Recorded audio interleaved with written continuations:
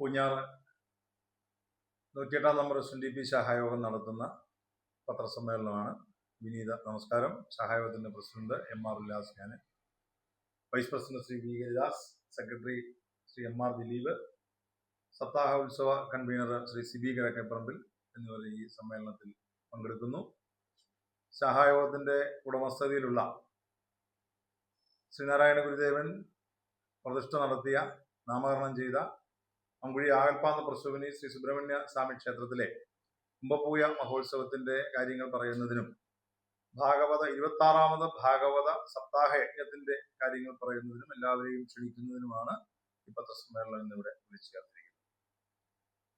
ഇന്നലെ ഭാഗവത മാഹാത്മ്യം പറഞ്ഞ് ബ്രഹ്മശ്രീ രഞ്ജു അനന്തഭദ്ര തന്ത്രികള് ഭദ്രദീപ പ്രോജ്വലനം നടത്തി ഭാഗവത സപ്താഹത്തിന് തിരിതെളിച്ചിരിക്കുകയാണ്.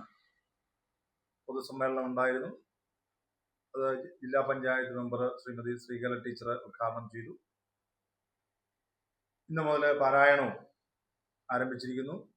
ഇന്ന് വരാഹാവതാരം, നാളെ നരസിംഹാവതാരം, 3-ാം ദിവസം ശ്രീകൃഷ്ണ അവതാരം, 4-ാമത്തെ ദിവസം ഗോവിന്ദ പട്ടാഭിഷേകം, 5-ാം ദിവസം രുക്മിണി സ്വയംവരം, രുക്മിണി സ്വയംവര ഘോഷയാത്ര, സമീപത്തുള്ള പള്ളികുന്നേൽ ഭഗവതി ക്ഷേത്രത്തിൽ നിന്ന് ഘോഷയാത്രയായിട്ടാണ് രുക്മിണി സ്വയംവര ചടങ്ങ് നടത്തപ്പെടുന്നത്. 6-ാമത്തെ ദിവസം കുചേല സദ്ഗതി, 7-ാമത്തെ ദിവസം സുധാമപ്രാപ്തി. അങ്ങനെ 7 ദിവസം നമ്മുടെ സംസ്കാരത്തെ, ഭാരതീയ സംസ്കാരത്തെയും ഹൈന്ദവ വിശ്വാസങ്ങളെയും എല്ലാം പ്രചരിപ്പിക്കുക, പുതിയ തലമുറയിലേക്ക് എത്തിക്കുക എന്ന വലിയ ലക്ഷ്യത്തോടുകൂടി ആത്മീയവും ഭൗതികവുമായിരിക്കുന്ന ഒരു ഉന്നമനം ലക്ഷ്യമാക്കിക്കൊണ്ടാണ് ഭാഗവത സപ്താഹം മങ്കുഴി ക്ഷേത്രത്തിൽ നടത്തുന്നത്. 26ാമത് സപ്താഹ യജ്ഞം നടക്കുന്നു. അതിലേക്ക് എല്ലാവരെയും ഹൃദ്യമായി സ്വാഗതം ചെയ്യുന്നു. മങ്കുഴി ആകൽപ്പാന്ത പ്രസൂവിനി സുബ്രഹ്മണ്യ സ്വാമി ക്ഷേത്രത്തിലെ കുംഭപൂയ മഹോത്സവത്തിന് കുടിയേറുകയാണ്. രാവിലെ പതിവ് ക്ഷേത്ര ചടങ്ങുകൾക്ക് പുറമെ രാവിലെ 9 മണിക്ക് കൊടിക്കൂറയും കൊടിക്കയറും ഉള്ള കൊടിമരവും കൊണ്ടുള്ള ഘോഷയാത്ര നടക്കുക. 9 മണിക്കാണിത് തുടങ്ങുന്നത്. കൊടിക്കൂറയും കൊടിക്കയറും സജി മൊഴിയിലിന്റെ വെട്ടിപ്പറമ്പിലുള്ള വസതിയിൽ നിന്നും, കൊടിമരം ശ്രീ ഷാജി MR ഷാജി മൊഴിയിലിന്റെ ചള്ളലിക്കുന്നിലുള്ള വസതിയിൽ നിന്നും ഘോഷയാത്രയായിട്ട് ക്ഷേത്രത്തിൽ എത്തിച്ചേരും. വൈകിട്ട് ദീപാരാധനയ്ക്ക് ശേഷം ബ്രഹ്മശ്രീ രഞ്ജു അനന്തഭദ്ര തന്ത്രികള് കൊടിയേറ്റ് കർമ്മം നിർവഹിക്കും. എല്ലാ ദിവസവും കലാപരിപാടികൾ ഉണ്ട്. 2, 3, 4, 5 ദിവസങ്ങളിൽ ക്ഷേത്ര ചടങ്ങുകളും വിളക്കിനെഴുന്നള്ളിപ്പ്, ശീവേലി തുടങ്ങിയ ക്ഷേത്ര ചടങ്ങുകളെല്ലാം നടക്കും. വൈകിട്ട് 7:30 തിരുവരങ്ങില് തിരുവാതിര, അതുപോലെ കൈകൊട്ടി കളി, കരാക്കെ, ഗാനമേള തുടങ്ങി വിവിധ കലാപരിപാടികൾ അരങ്ങേറും. 6ാമത്തെ ദിവസമാണ് കാവടി ഘോഷയാത്ര നടത്തപ്പെടുന്നത്. നമുക്കറിയാം, പൂഞ്ഞാറിലെ ഉത്സവത്തിന്റെ ഏറ്റവും വലിയ പ്രത്യേകതയും ആ ദേശത്തിന്റെ എല്ലാവരും കൂടി ചേർന്നുകൊണ്ട്, ജാതിമത ഭേദമന്യേ ഈ മീൻചിൽ താലൂക്കിലെ എല്ലാ ജനങ്ങളും, എല്ലാ ഭക്തരും, എല്ലാ സുമനസ്സുകളും എത്തിച്ചേരുന്ന, ഒന്നിച്ച് ആഘോഷിക്കുന്ന ഒന്നാണ് ഭഗവാന്റെ കാവടി ഘോഷയാത്ര. അത് 26-ാം തീയതിയാണ് നടത്തപ്പെടുന്നത്. 26-ാം തീയതി 9 ദേശങ്ങളിൽ നിന്ന്, പെരിങ്ങളം, കല്ലേക്കുളം, പൂഞ്ഞാർ ടൗൺ, വളതൂക്ക്, കടലാടിമറ്റം, കുന്നൂന്നി, മന്നം, ചോലത്തളം, പാതാമ്പുഴ, പയ്യാനിത്തോട്ടം, മങ്കുഴിക്കുന്ന് എന്നീ ദേശങ്ങളിൽ നിന്നുള്ള ഘോഷയാത്രകൾ രാവിലെ 10 മണിയോടുകൂടി പൂഞ്ഞാർ ടൗണിൽ എത്തിച്ചേരും.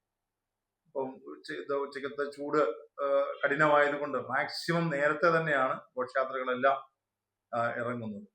അപ്പൊ അത് വലിയ ഒരു തയ്യാറെടുപ്പാണ് ഇപ്പൊ അത് നടന്നുകൊണ്ടിരിക്കുന്നത്. ഉത്സവമായിട്ട് ബന്ധപ്പെട്ട് ഈ 9 കരകളിലും ചെറിയ കാവടികളും അതുപോലെ ആട്ടക്കാവടികളും ഒക്കെ, അലങ്കാര കാവടിയൊക്കെ ഉണ്ടാക്കുന്നതിനായിട്ടുള്ള ഈ 9 കരകളിൽ കേന്ദ്രീകരിച്ചുകൊണ്ട് ഇതിന്റെ നിർമ്മാണങ്ങൾ ഭംഗിയായിട്ട് നടന്നുകൊണ്ടിരിക്കുക. അപ്പൊ അത് അന്നേ ദിവസം എല്ലാ ജനങ്ങളും എത്തിച്ചേരുന്നതിനായിട്ടുള്ള എല്ലാ സജ്ജീകരണങ്ങളും മാധ്യമ ഭാഗത്തു നിന്നും, ദൃശ്യമാധ്യമ ഭാഗത്തു നിന്നും കാവടി ഘോഷയാത്രയ്ക്ക് വേണ്ടത്ര അറിയിപ്പുകൾ കൃത്യമായിട്ട് കൊടുക്കണമെന്ന് വിനീതമായിട്ട് അഭ്യർത്ഥിക്കുകയാണ്. അന്ന് വൈകിട്ട് തന്നെ പൂഞ്ഞാർ ടൗണിലേക്ക് പറക്കെഴുന്നള്ളിപ്പുണ്ട്. തിരിച്ച് പ്രത്യേകം സജ്ജീകരിച്ചിരിക്കുന്ന 3 പന്തലുകളിലാണ് പറയെടുപ്പ് നടക്കുന്നത്. ശേഷം താലപ്പൊലിയോടുകൂടി അതുപോലെ വിവിധ കലാരൂപങ്ങളുടെയും അകമ്പടിയോടുകൂടിയാണ് ദേവനെ സുബ്രഹ്മണ്യ ഭഗവാനെ തിരികെ ക്ഷേത്രത്തിലേക്ക് ആനയിക്കുന്നത്. അന്ന് കലാപരിപാടിയുണ്ട്. പിറ്റേ ദിവസം പള്ളിവേട്ടയാണ്. ഉത്സവത്തിന്റെ 7ാം ദിവസം പള്ളിവേട്ട നടത്തപ്പെടുന്നു. അന്ന് പള്ളികുന്നേൽ ഭഗവതി ക്ഷേത്രത്തിലേക്ക് പറക്കെഴുന്നള്ളിപ്പുണ്ട്. ആ പറക്കെഴുന്നള്ളിപ്പിന് ശേഷവും താലപ്പൊലിയുടെയും വാദ്യമേളങ്ങളുടെയും അകമ്പടിയോടുകൂടി ഭഗവാനെ ക്ഷേത്രത്തിലേക്ക് ആനയിക്കുന്നു. അന്ന് വൈകിട്ട് പൂഞ്ഞാർ നവധാരയുടെ ഗാനമേള നടത്തപ്പെടുകയാണ്. പിറ്റേന്ന് പൂയം നക്ഷത്രത്തിൽ ആറാട്ട് നടക്കുന്നു. മങ്കുഴി ക്ഷേത്രത്തിന്റെ ആറാട്ട് പൂയം 4-ലാണ്. കലണ്ടറിൽ പക്ഷേ കിടക്കുന്നത് പൂയം, കുംഭത്തിലെ പൂയം കിടക്കുന്നത് കലണ്ടറിൽ മാർച്ച് 1-ആണ്. പക്ഷെ അത് പഞ്ചാംഗം പ്രകാരം രാവിലെ മാർച്ച് 1-ന് രാവിലെ കുറച്ച് സമയം മാത്രമേ ഉള്ളൂ. അപ്പം ഫെബ്രുവരി 28-ന് പൂയം നക്ഷത്രം ആരംഭിക്കും. ക്ഷേത്രത്തിലെ ആറാട്ട് സന്ധ്യാസമയത്തായതുകൊണ്ട് ഫെബ്രുവരി 28-നാണ് ആറാട്ട് നടത്തപ്പെടുന്നത്. 2024 മെയ് മാസം 10-ാം തീയതിയാണ് ക്ഷേത്ര നിർമ്മാണം പൂർത്തീകരിച്ച് ക്ഷേത്രത്തിന്റെ പുനഃപ്രതിഷ്ഠ നടന്നത്. ആ അവസരത്തില് പടിത്തരത്തിൽ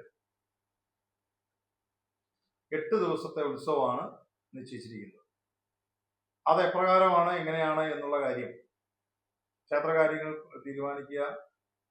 ദേവപ്രശ്നം നോക്കി ആ ദേവപ്രശ്നം പൊതുയോഗത്തിൽ അംഗങ്ങളെ വിളിച്ചു ചേർത്ത് ആ തീരുമാനം ചർച്ച ചെയ്ത് അംഗീകരിക്കുകയാണ് ചെയ്യുന്നത്.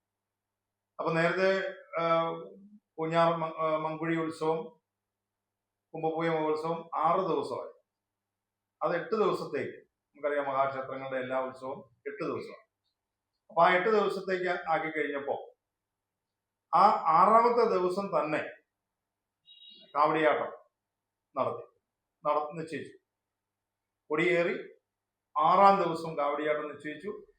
7ാം ദിവസം പള്ളിവേട്ട നിശ്ചയിച്ചു. 8ാം ദിവസം ആറാട്ട്, അതായത് പൂയം നക്ഷത്രത്തിൽ ആറാട്ട് നിശ്ചയിച്ചു. കാവടി ഘോഷ പള്ളിവേട്ട കഴിഞ്ഞ് ഭഗവാൻ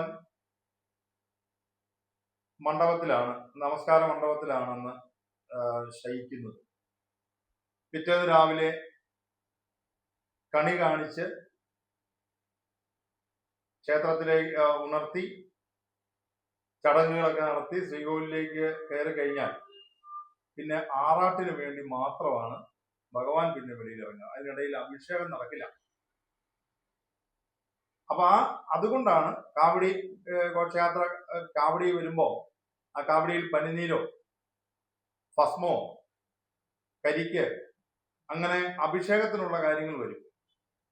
അപ്പൊ പള്ളിവേട്ട കഴിഞ്ഞ് ആറാട്ട് വെച്ച് കഴിഞ്ഞാൽ ഈ അഭിഷേകത്തിന് ബുദ്ധിമുട്ട് വരുന്നത് കൊണ്ടും അത് ഭഗവാന്റെ ഹിതം നോക്കി 6ാം ദിവസം